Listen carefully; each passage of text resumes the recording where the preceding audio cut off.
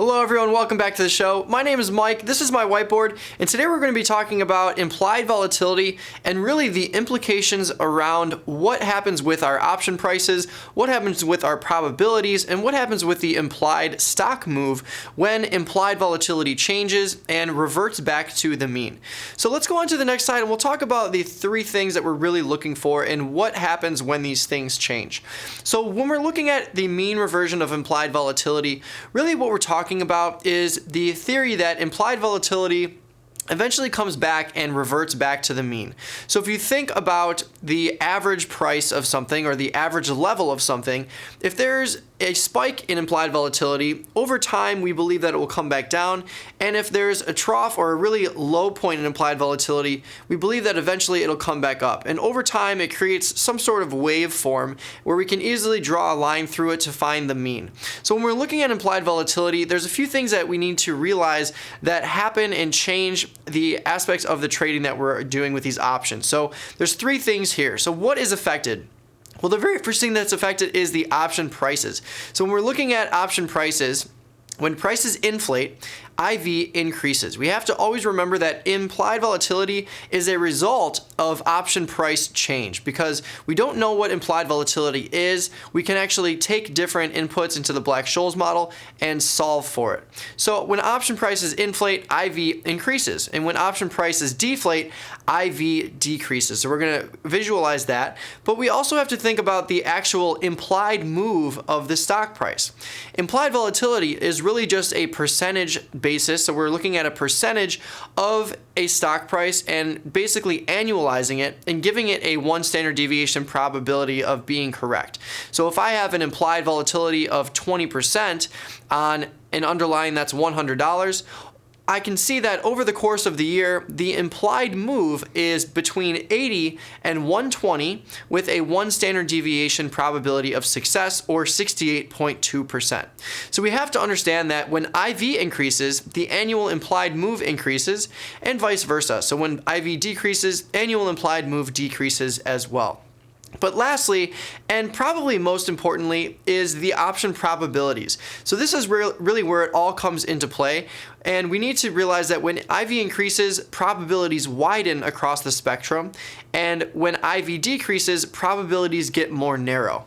So the probabilities are directly tied to the implied volatility, which is directly tied to the option prices. So this is how all three of these work together. But it's cool to see how these things live and breathe so that when we place a trade, we understand how a decrease in implied volatility can help us if we're premium sellers, and where if implied volatility decreases as a buyer, it's going to hurt our potential profit.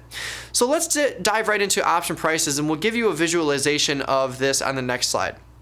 So as I said, when we're looking at implied volatility reverting to the mean, we're really just looking at a sort of waveform.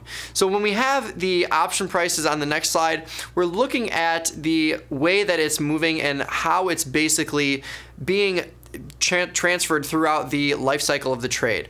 So with option prices, let's say that this is all based on extrinsic value, which is totally true because intrinsic value doesn't change if the stock price stays the same and the strike price stays the same.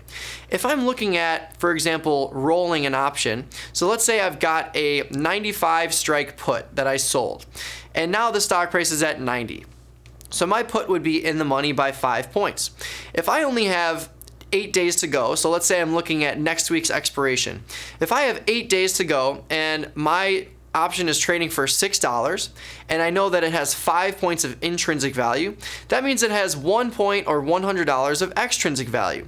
Now if I look at rolling that option, or basically closing the option for next week and opening a new one for the July month, which is probably going to have somewhere around 42 days, then what I'll see is the option price for July is going to be a lot more. It's going to be a higher value, but the intrinsic value is exactly the same. because the stock price is still at 90. I'm still looking at the 95 strike, so it has 5 points of intrinsic value.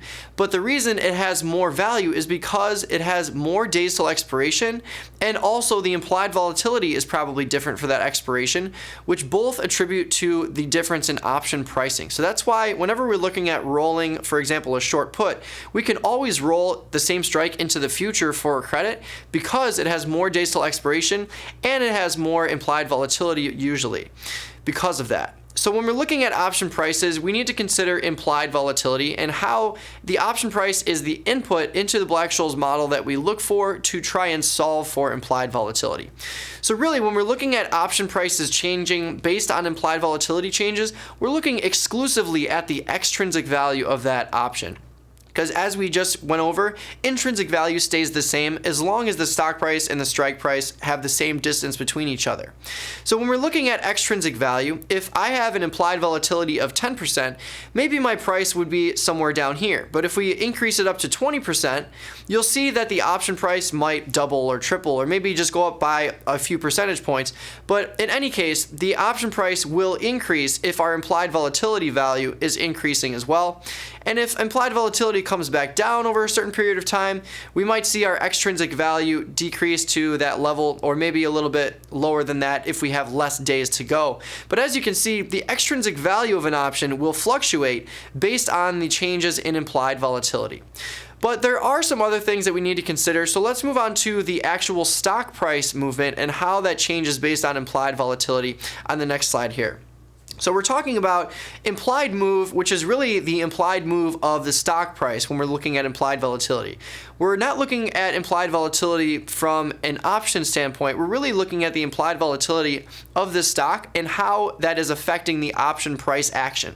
So here we got an example of a stock price at 150 and also another example of a stock price at 100. But if we focus on the stock price of 150, let's pretend that we have an implied volatility of 20%. So this is basically saying that over the course of a year, or annualized 52 weeks, we're looking at the underlying potentially moving or having an implied move between the ranges of 120 and 180. And all I did there was I took 20% of 150, which is 30. So I subtracted 30 points from this side and added 30 points to this side, which is where we get this bar here. Now, if you're familiar with the Doe platform, we actually have a bar that's implemented in there. So if you click on settings in the lower left on the trade page, you can actually click on it and make sure it's highlighted to show you that orange bar, and it'll look exactly the same. So when you see the orange bar there, as you change the expirations on the platform, you're going to see how that orange bar or the expected implied move changes based on that underlying and that expiration. But you can see that in a 20% move, it's still a pretty wide range. So if we have a stock price that's at 150, this stock could travel anywhere between 120 and 180, or it has that probability of one standard deviation or a 68.2% chance of this happening. But it's still a pretty wide range. The stock can go up to 180, which would be nice if you're long it or if you have bullish positions, or it could go down to 120, which would be nice if you were short it or had bearish positions. But in any case, we do have a 60-point range here, which is still pretty big. But we can look at an even bigger range here, and we're looking at an even smaller underlying. So this underlying is 100 points. And let's pretend it has a 50% implied volatility. So with a 50% implied volatility, let's say this stock price could drop in half down to 50, or it could increase 50%. So here we have a huge 100-point range. So the range of the actual annualized move or the implied move is the same range as the stock price that it's actually trading at, which is pretty crazy. So when we think about implied volatility, this is really what we're looking at, the implied move of the stock price. And as you can see, with an underlying like this, where we have a really big, really wide range, the option prices are for sure going to be much larger than if we had a 20% implied volatility. That's because when we're looking at implied volatility and we actually think about what it means this stock price could cut in half or could gain 50%. So there's probably going to be some pretty wild swings, and therefore there's going to be people protecting their investments. So if I was long this underlying, maybe I would look at selling a call against it or buying a put. In any sense, we're looking at hedging our investments, but people are also speculating. So if we have a big boost in the option prices, we can usually attribute that to people speculating, where if we have a really high implied volatility level, people might be buying calls or buying puts, really looking to make that lottery ticket or get that lottery ticket winner, whereas we would take the other side where we're selling that premium, because we have shown that over time implied volatility is generally overstated. So that basically means that if the option prices are reflecting a 50% move, over time more often than not, the actual move would be less. So let's say the option prices are reflecting a 50% move, where when we looked back on it a year later, the option or the underlying only moved, let's say 20%. So that would be a 30% overstatement in implied volatility. But another cool thing to think about with implied volatility is really just the way that we put context around it. So that's why we have implied volatility rank and implied volatility percentile. So if you missed our episode on that, I do have a whiteboard on it, so definitely check that out. But really, there's no way for me to know right now from looking at these two graphics whether this is a high implied volatility percentage for this underlying or if it's a low one. And just like this one, 20% might seem pretty low, but if the annual range over the past year was between 10 and 20%, then 20% is at the high end of this underlying's range. And if we look at the other side, let's say we think 50% is pretty high, well, it might not be very high in this specific underlying if the annualized range a year ago was between 50 and 150%.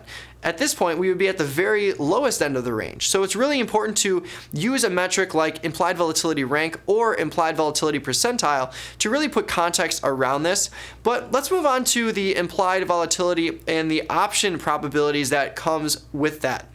So here, I want you to envision that this middle bar is the stock price or the current price of the underlying. And I want you to envision the red bar here along the top and also the red bar on the bottom as our one standard deviation points. So if we're thinking about capturing a one standard deviation range, we would be looking at an 84 percentage point of being out of the money on either side. So if this was above the market, if we're looking at this vertically, so let's say this was above the market, so I'd be looking at a one standard deviation call. And if I was looking below the market, I'd be looking at a one standard deviation put. So when we have high implied volatility, the probabilities that we're looking at are going to be much farther away from that stock price. So if we imagine that this dotted line here is our high IV environment and this dotted line here is our low IV environment, you can clearly see where this really comes into play. So if we think about our stock price being this median line and then our stock price increasing or decreasing, if we're in a high IV environment, when I'm looking for that one standard deviation point, I might have to go way far below the stock price to get that one standard deviation put. And just like the put side, I might have to go really far out to get that one standard deviation call side.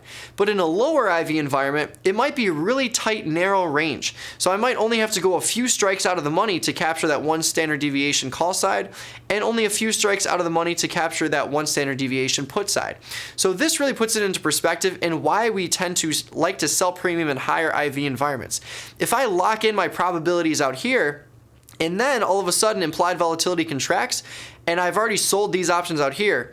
Number one is these options are going to lose value, which is good for me as the seller, but our probabilities are also going to increase. Because if I have 84% here in a high IV environment, and then we revert back, and now this strike is 84%, these strikes are probably 3 standard deviations out, where we have a 90-95% chance of being out of the money. So that's where these probabilities change and why we like those much wider levels in higher IV environments to sell premium in. But let's wrap all this together with some takeaways for you. So the first takeaway is that reversion is not guaranteed immediately. This is really crucial to understand.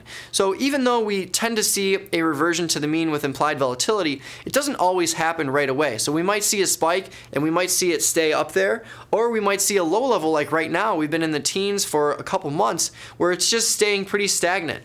So reversion is not guaranteed immediately, but we do tend to see it happen more often than not. And usually when we see the spikes in implied volatility, we usually tend to see those come down much quicker than these troughs that we're in right now, where we're kind of just waiting around until something happens with implied volatility.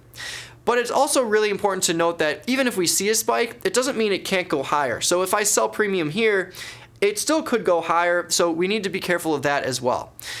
So I urge you to check out a 1-year VIX chart. You can clearly see what I'm talking about with this reversion. You'll see a lot of big spikes. I think there were 5 or 6 or 7 spikes last year, and the rest of the time we were pretty much stagnant at low levels. So it's cool to see how implied volatility works in that level. But really, prices drive everything, as you saw here. Prices drive implied volatility, and implied volatility changes our option probabilities. And it's all about that supply and demand. So if we have an environment where there's a ton of demand for option buyers, People are going to be buying options, which is going to juice up those prices. And if we're in an environment like a complacent environment right now where people are just selling options or not really hedging their positions with long options, we're going to see that implied volatility drop, because when we're selling something, the price will drop, and when a lot of people are buying something, the option price will increase. So think about it as supply and demand, and think about those environments that initiate that supply and demand. But my name is Mike. Thanks so much for tuning in. We've got Jim Schultz coming up next, but if you have any questions or you want to shoot me an email, shoot it here, or you can follow me at DoTraderMike on Twitter. Stay tuned though, and we'll see you tomorrow.